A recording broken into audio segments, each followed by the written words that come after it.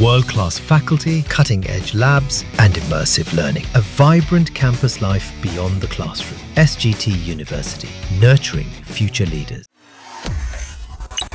हर tax payer चाहता है कि उस पर आयकर का बोझ कम से कम रहे, टैक्स के रूप में उसकी जेब से कम पैसा जाए। इसके लिए टैक्स पेयर कई निवेश विकल्पों की मदद लेते हैं। टैक्स सेविंग करने में आपके माता पिता भी आपकी मदद कर सकते हैं। इसकी वजह यह है कि बुजुर्गों को आयकर अधिनियम 1961 के अलग अलग वर्गों के तहत कुछ कटौती मिलती है। जब आप अपने निवेश और टैक्स की प्लानिंग अपने माता पिता के माध्यम से करते हैं तो आपके कर का बोझ कम हो जाएगा, लेकिन आपके माता पिता के कर खर्च में वृद्धि होगी। इसलिए टैक्स प्लानिंग इस तरह से की जानी चाहिए कि परिवार पर कुल टैक्स का बोझ पिछले टैक्स के बोझ से ज्यादा ना हो। कुछ टैक्स प्रोविजन है जो आपको ऐसा करने में मदद कर सकेंगे। दरअसल बजट 2025 में न्यू टैक्स रेजिम में इनकम टैक्स छूट की लिमिट बढ़ाकर 12 लाख रुपए कर दिया गया है। इसके अलावा 75 डिडक्शन है। ऐसे में 12.75 लाख रुपए तक टैक्स फ्री हो जाएगा। इसमें टैक्स पेयर्स बड़ी राहत मिली है। ओल्ड टैक्स रेजिम के मुकाबले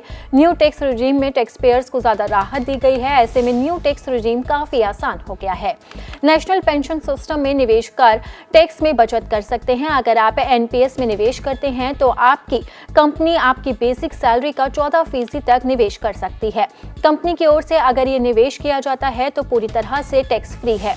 इससे रिटायरमेंट तक मोटा फंड तैयार कर सकते हैं। वहीं 60 साल की उम्र के बाद जितनी भी रकम जमा होगी उसके बाद 60% हिस्से पर टैक्स नहीं लगेगा।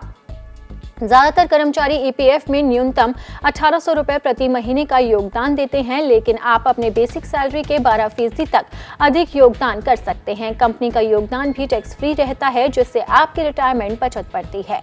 हालांकि अपनी वित्तीय योजनाओं के हिसाब से ही योगदान बढ़ाना चाहिए। यह एक विवादास्पद लेकिन तकनीकी रूप से वैध तरीका है। अगर आपके माता पिता की कमाई नहीं है तो उन्हें गिफ्ट देकर उनका खाता इस्तेमाल कर सकते हैं। इससे उनकी टैक्सेबल इनकम कम होती है और आप टैक्स बचा सकते हैं। हालांकि इसे सावधानी से करना चाहिए और सही डॉक्यूमेंट जरूरी है। आप अपने माता पिता के लिए बतौर गिफ्ट किसी प्लान में निवेश कर सकते हैं। इसके बजाय दी जाने वाली आय पर टैक्स नहीं लगेगा। अगर बड़ी रकम का निवेश करना हो तो वसीयत जरूर बनवाएं ताकि भविष्य में कानूनी झंझट ना हो। इस रणनीति का इस्तेमाल आपके जीवन साथी और नाबालिग बच्चों को छोड़कर परिवार के किसी भी सदस्य के साथ किया जा सकता है। आपके द्वारा ट्रांसफर किए गए पैसे से आपके जीवन साथी को होने वाली आय आपकी आय में जोड़ दी जाती है और उसी के अनुसार टैक्स लगाया जाता है। अगर आप फिक्स डिपॉजिट या फिर डेट फंड में निवेश करते हैं तो उस पर हर साल आपके इनकम स्लैब के मुताबिक टैक्स लगता है, लेकिन आर्बिट्रोज फंड में मामला थोड़ा अलग हो जाता है। ये फंड डेट